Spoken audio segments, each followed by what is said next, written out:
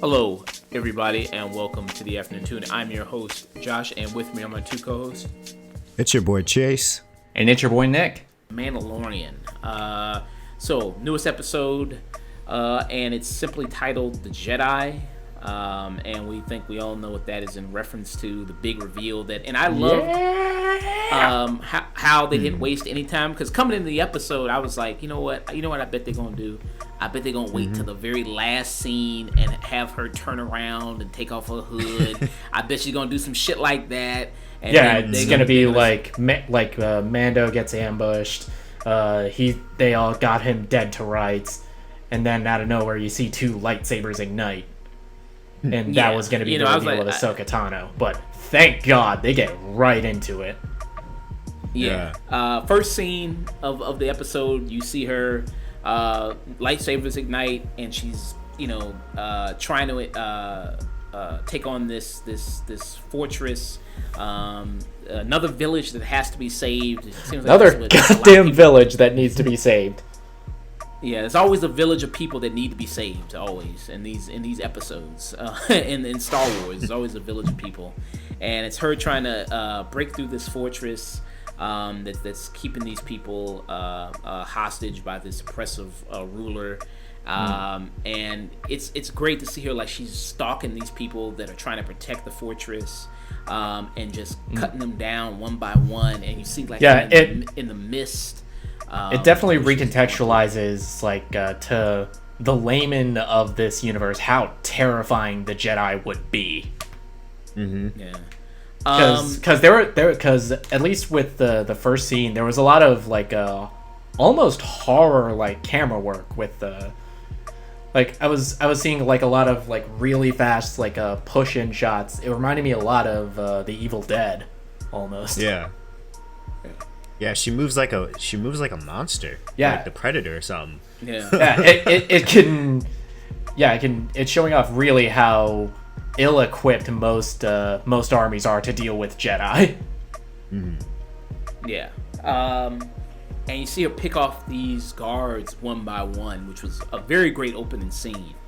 One thing I will say about some of the choreography with her, Ahsoka Tano, who's portrayed by Rosario Dawson, who you see her, makeup looks really good. The makeup looks really good, and especially me, I was like really used to the animation portrayal. I was used to the voice work by Ashley Eckstein, and I didn't even miss a beat with, this is Ahsoka. Yeah. Yeah. I felt the same way, because even though I haven't seen Ahsoka since my youth, Rosario, that you killed it. You were Ahsoka. Yeah, I bought it as soon as she came on the scene. What were you about to say? Were you about to say something negative? Yeah, with the choreography. Yeah, with the choreography, it just felt kind of a little slow moving, per se, like. Because, like, when you see Jedis and different stuff, the movement is very fluid. And I'm just like, maybe it's not fair to compare it to a cartoon necessarily, or maybe to even just the movies. Because Jedis, there's times where Jedis can use their super speed, or they can, jump really high and move really fast at times. And I know, different things. Jedis have, all these type of different powers, and they get introduced, all these kind of different movies and different comics and different forms of the canon and things like that. You're used to, like, a more speed and fluidity with the way they move than what was portrayed here. Yeah, I mean, it's some of the movements felt a little I think clunky a lot of that is owed to, like, George Lucas's over-reliance on CG in the prequels, and more slicker choreography that you get in the sequel trilogy. And even the original trilogy, I don't think the lightsaber fights were filmed all that well.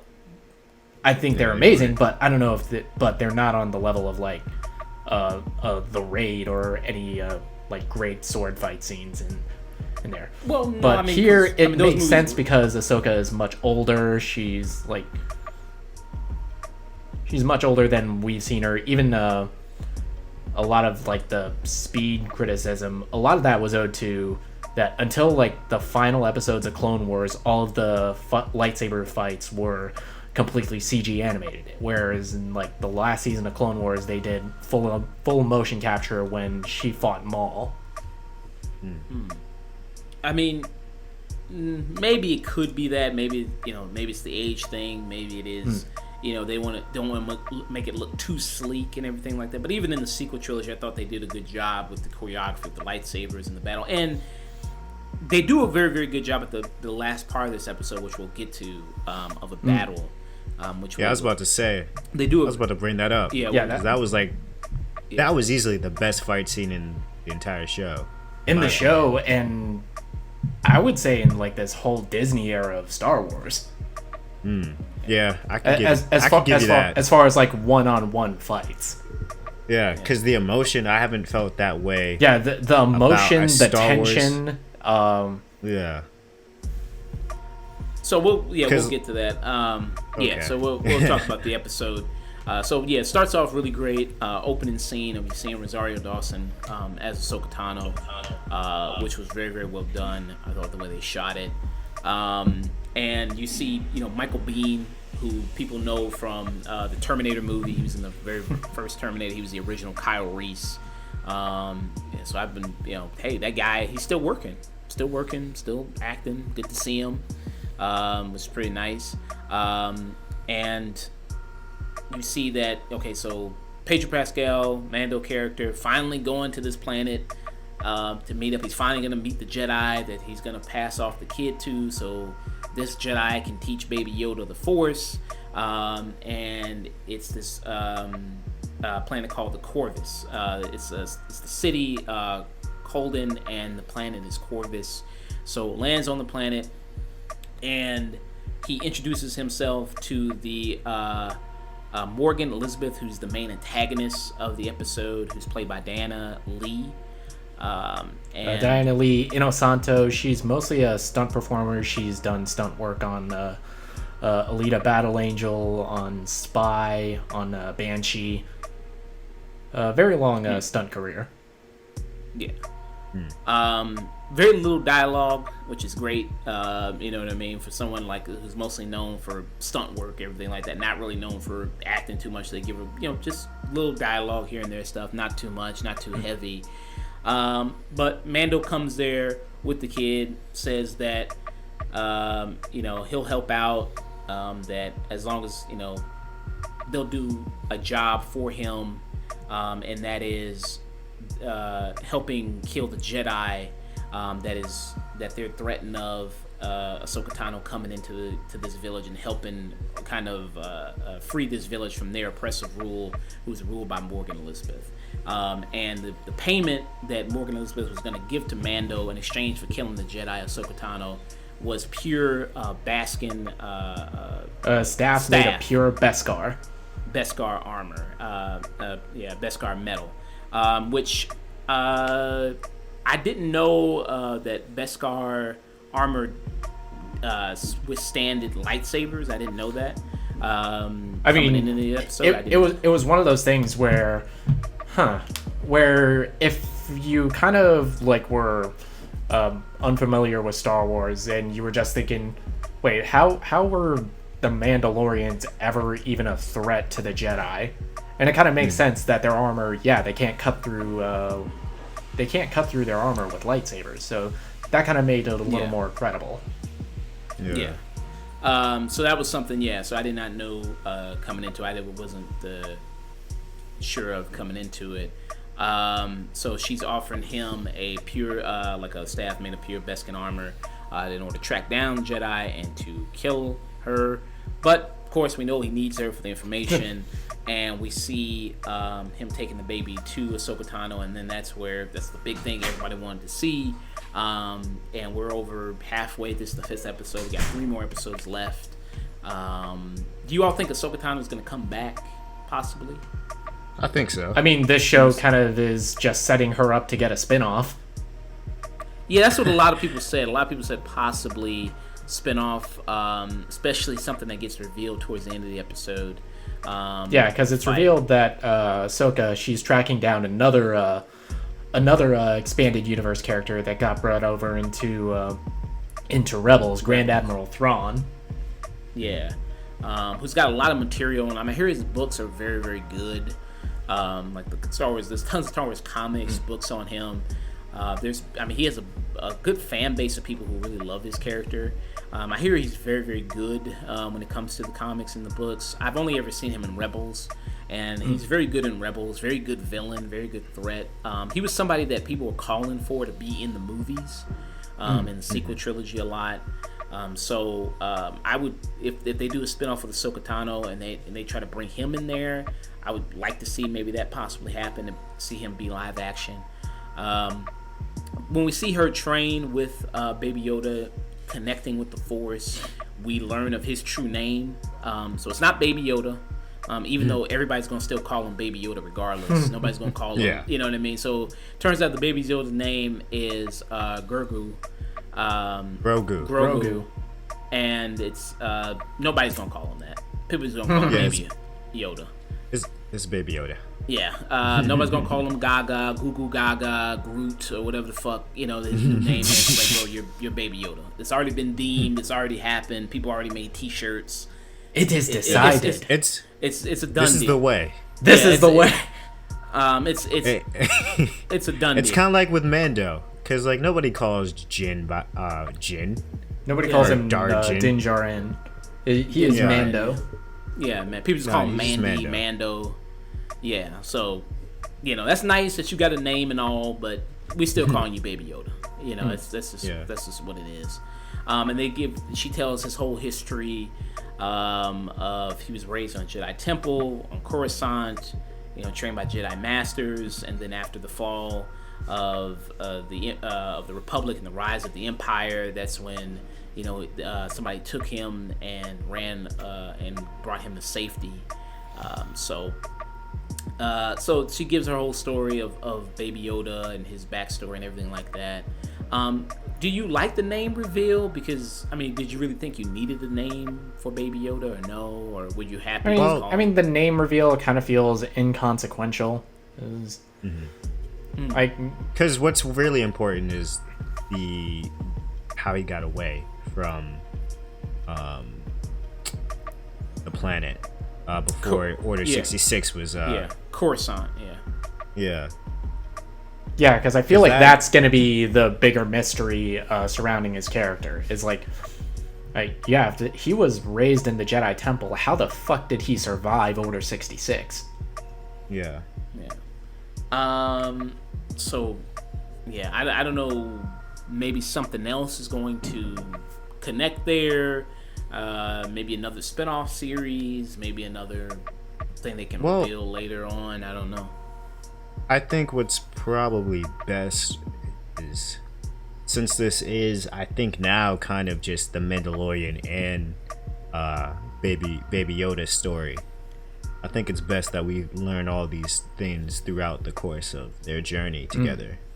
Because I think Ahsoka was kind of setting up for that to be the case too, because she often said like, hey, he looks to you like you're his dad, like there's nothing that could really help on that. He has too much of a familiar connection with you. Yeah, and it's why she initially refuses to train him, because he has that really strong emotional connection with Mando, and she witnessed firsthand what having those emotional ties did to Anakin. Yeah. And she's just like, nah, you're giving me PTSD. Nah. and unlike in the later movies, like with Yoda refusing to train Luke, it makes more sense here. Yeah. Well, I want to get your perspective on that. Yeah. Chase, go ahead. Well, I was just going to say, like, her whole storyline is basically kind of her slowly becoming more jaded about the Jedi Order. So it makes sense. Yeah, her realizing the flaws with the Jedi Order as it is being run by the Republic and by Palpatine. Well, so her being a character who you see growth throughout the animated series from Clone Wars to Rebels. Her, growth as a character. That's what a lot of people love, is her being this wide-eyed Padawan to becoming now this kind of jaded Jedi Knight, Jedi Master now. That path she goes on, and her refusing to train Baby Yoda because she says he has such a strong connection to Mando, and that he has such a strong connection that it will cloud his ability to learn the Force, and he'll be easy to turn. But the thing is with that, her being some person who now learns the flaws of the Jedi and the situations, the ideology of Jedi is a completely flawed logic and ideology, because it's like what Yoda says in something like the prequels, was just like, hate leads to suffering, and then love leads to pain, and all these other things. Like, Jedis are not allowed to feel these regular emotions and not form these attachments almost. It's like, well, don't you ever think like that's really the downside of why they weren't like that led Anakin to doing the things that he did, and was because he wasn't allowed to express himself, because he wasn't allowed to have these type of emotions. Well, I think a lot of it might be Ahsoka's lack of perspective, because I don't know if she is aware of Anakin's marriage to Padme. I don't know if she knew about it. Like, I'm struggling to remember if like there were hints like she knew, and she knew that's why he eventually became Darth Vader. And I also think the Jedi philosophy is very much based off of monks. The Buddhist concept. And I think Ahsoka, because the last time she saw Anakin was as Darth Vader, and that whole big confrontation. So I don't know if like she's maybe blaming herself for like how he turned out. That too, and also what I thought about while she was saying that, it was just kind of like, all right, Mando is a bounty hunter, a Mandalorian at that. Yeah. There is a much higher risk for his life, and Baby Yoda going crazy because of his inevitable demise. You know what I'm saying? So like, it's not just that, okay, Baby Yoda has a familiar tie, but it's a familial tie that is in harm's way every single day. So living this lifestyle, I feel like, and having a loved one that is in that lifestyle is not good for the mental health.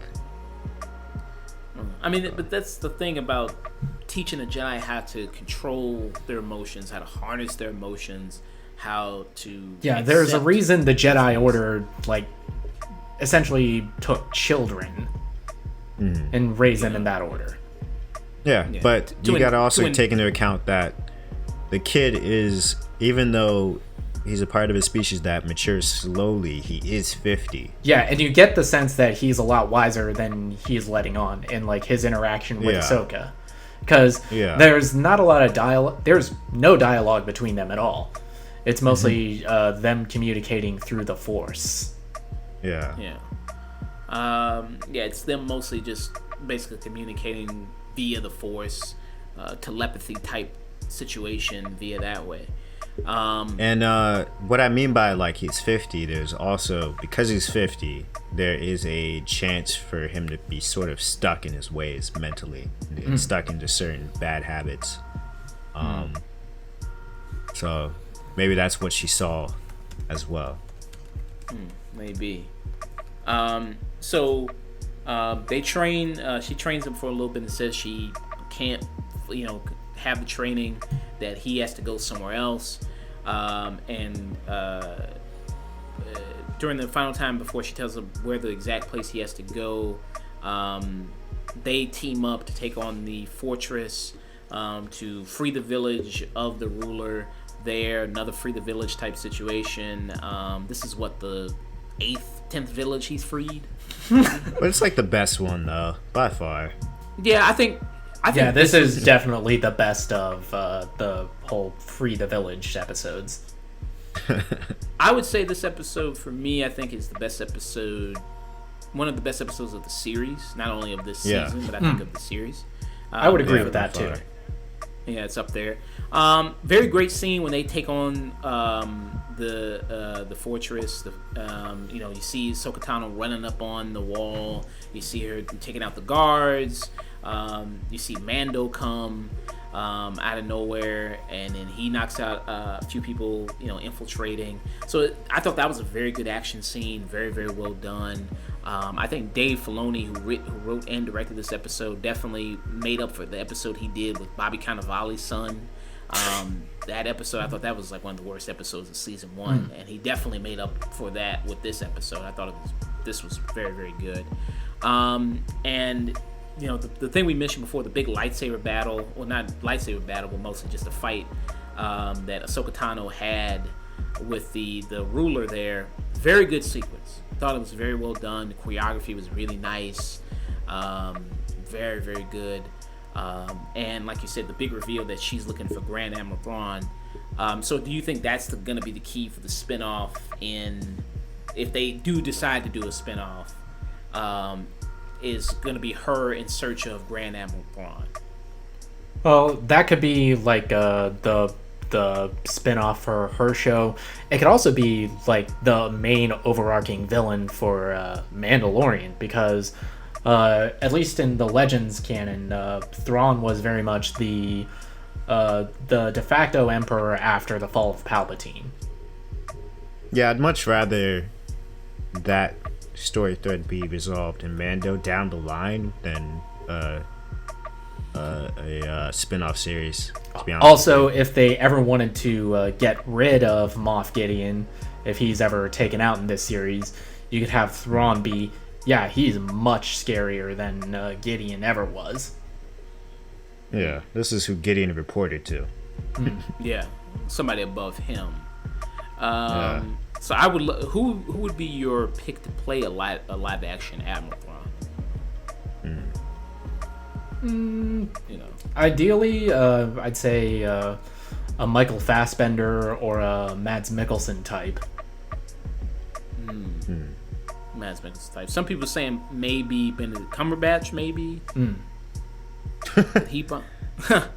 know what I mean? Maybe get him.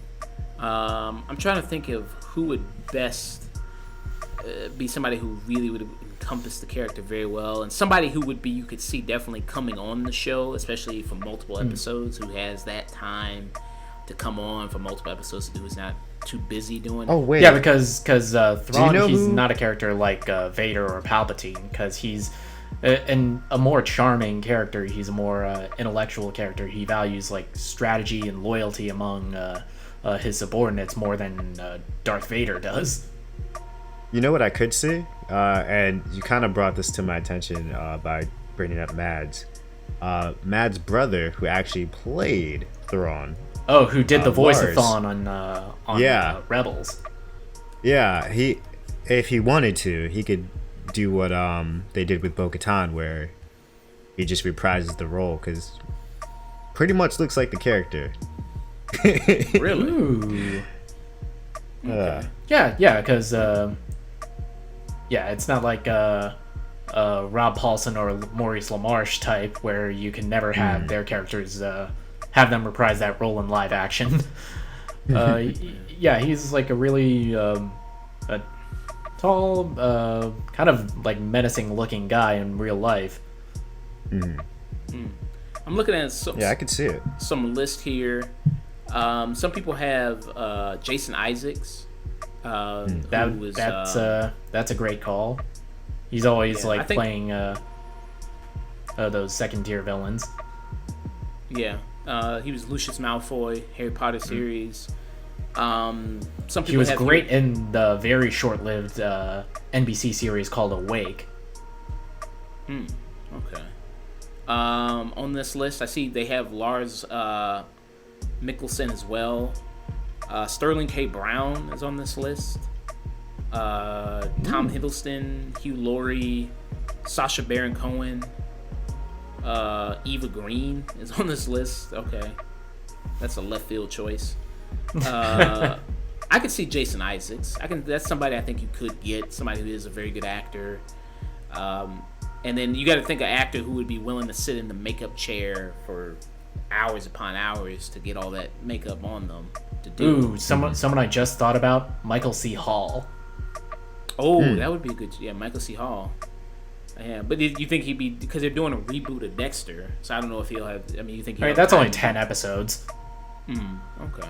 That's only 10 episodes. He hasn't really been that much in. He hasn't worked as much in the higher profile stuff, so I feel like he'd be willing to come and play in the Star Wars universe for like the right role, because he's played around in geek properties before. He did the voice of Batman in Justice League Gods and Monsters, so he's at least willing to consider playing around in geek properties. Yeah, get that Star Wars money, my guy. yeah, that'd be a good option. Yeah. So at the end of the episode, she tells Mando that he would have to take the child to Thon, where it's just like the ruins of this old temple, and there would be a Jedi there that would be probably there to train. You like place him on the rock and let him call out to the Force, and then a Jedi might come by. Yeah, like they'll sense his presence. So I was looking at some videos. Some people were saying that possibly it could be the thing, because at the end of Rebels, spoiler alert if you have never seen Rebels, there's a situation where Admiral Thrawn and Ezra, who's the lead character of Rebels, they kind of get taken into hyperspace. Like Admiral Thrawn just, he's on an Imperial spaceship and he goes into hyperspace, and that's the last time you ever seen them. And then Ahsoka Tano teams up with Sabine Wren to go on like a search for Ezra. So some people are speculating that she's telling him to go to this temple in order to like be this beacon that will lead Ezra back to civilization, back to like somewhere where he can find home again. What do you think about that theory at all? Possibly. Hello? I mean, I haven't finished. So I've only seen the first episode of Rebels, so I can't really speak to that. But it makes sense if Ahsoka's looking for Thrawn in the current timeline, and the way that the magistrate of this village was talking, it sounds like he's like alive and well somewhere out in the galaxy. So it makes sense that she would send him to potentially look for Ezra. And there's also like a lot of other Jedi characters that could potentially come find Baby Yoda. There's the potential for a younger Luke Skywalker to come around. There's like I mentioned last week, Cal Kestis from the Fallen Order game. Yeah, somebody mentioned that possibly like he could also come around as well. Yeah, that'd be dope. Yeah. So final ratings for this episode. I give it for me, I gave it a 10 because it gave me everything that I wanted out of this season. As soon as they mentioned that Ahsoka Tano was going to be in it, I was grinning ear to ear the whole entire time. The fight scene at the end where she was dueling. Did they even say who the magistrate's name was? Yeah, I said it in the review. Blanking on the name. Yeah, I can't remember her name, but it was a good fight scene. Yeah, Morgan Elizabeth. And Morgan Elsbeth is the character's name. Okay. Yeah. It was a generally good fight scene, and when Mando and the sort of like ex-military guy were talking. Yeah, that was my favorite part of the episode. It was like that whole like interplay between them. It's like these two guys who know they're the baddest in the room. Wait, so who do you think's gonna win? It was like that whole like casual conversation. Look, you and I both know their cause is worth dying for. This ain't it. It was like, but then there was like a brief movie. Moment. Yeah, they shot it like a samurai movie. Yeah, it's samurai like, movie and it's a shot like movie. a samurai movie. It's shot like a old western, which this show is very much cribbing a lot of old west tropes. And they introduced samurai tropes with the introduction of Ahsoka, which was the inspiration for the Jedi. Yeah, I thought that was amazing. And like while they were talking, I was kind of just like, wait, there is a chance Ahsoka could get mortally wounded here. Yeah, and because she's not, it's a really well done fight scene because there's not a case where, okay, Ahsoka is so much better at combat than this woman is. It's like they're toe to toe for a while. Yeah, and like for a brief second there, I was just like, wait, there's no way. Is she gonna die? Are they gonna kill her? I was like, am I gonna be right? Are they gonna hurt my feelings right as soon as they introduce her? Yeah. And for a brief moment there, I was just like, all right, I wouldn't really put it past them, and I thought that was well done. There was some high stakes right there, my guy. Come on, this is Disney. You really think they're gonna kill like potentially one of their biggest name characters in the first episode? This ain't George R. R. Yeah, Disney is not George R. R. Martin. But they almost had me there. Because while the conversation was going, it was just too comfortable. Yeah, there's like an eerie feeling to it, and I liked it. That was like one of the first times in a long time with a Star Wars property where I was on the edge of my seat, just like, yo, wait, what's gonna happen? Yeah. So you give it 10 out of 10 for me.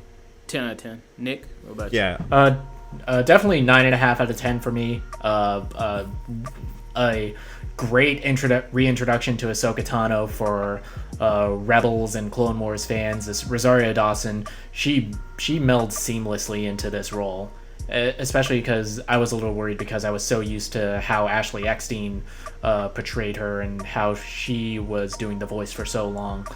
Some of the reveals with Baby Yoda, I could take or leave him. It's like inconsequential to what's going on. Criticism this episode, even though it's bringing up one of the biggest threads of the season, which is the introduction of Ahsoka, it still kind of felt like you go here and now you get another quest to do something else. It kind of fell back into that formula that was one of my criticisms of this season and this show as a whole. And it kind of feels like Dave Filoni's really trying to sell an Ahsoka Tano spin-off series. And also, if I didn't know anything about Ahsoka Tano, I wouldn't have learned anything in this episode. It's like, for casual Star Wars fans, this is like a prompt to, hey, go watch Rebels and Clone Wars. I guess. Yeah. I'd give it a 9 out of 10. Love the direction of this episode. Dave Filoni, I mean, these are, this is his character. Ahsoka Tano is his baby. Yeah, so this was perfect for him to do. It's another kind of save the village type thing. Another, quest type of thing again, getting information to go to another place to do another thing. It's more of that again. But love the action of it. Love the introduction of Ahsoka Tano. Rosario Dawson did a good job, with the character. I think it's an episode I would love to see again. You know what I mean? Or just at least see that first part again. Very, very good introduction. And more Star Wars directors take cues from that episode. Yeah, very much so. I thought it was very, very well done. So solid 9 out of 10 for me. All right, so moving on from discussing The Mandalorian, we're going to discuss all right, so to all you people out there listening to this, let's let you know where you can find us. Twitter.com, The Afternoon Tune. On Facebook, at The Afternoon Tune. If you want to send us an email, you can email us at theafternoon@gmail.com. We're on Instagram at The Afternoon Tune. Just everything Afternoon Tune. Spotify, Apple Podcasts, Anchor, wherever you listen to podcasts, we will be there. Chase, where can they find you? You can find me at Mr. Chayse Mac. That is spelled MrChayse, Mac, MAC. No spaces in between. It's all one word. You can find me on Twitter, Instagram, and now Twitch even. Where can they find you, Nick? You can find me Twitter and Instagram at Night and Day Nick. Any suggestions for a light week? Any stuff you want us to talk about? Any news? Any movies, TV? Hit us up.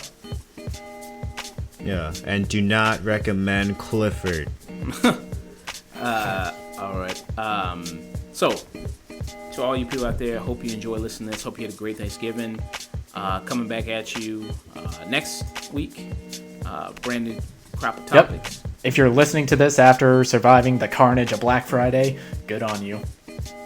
Yeah. So, to all you people out there listening to this, don't forget to always stay tuned.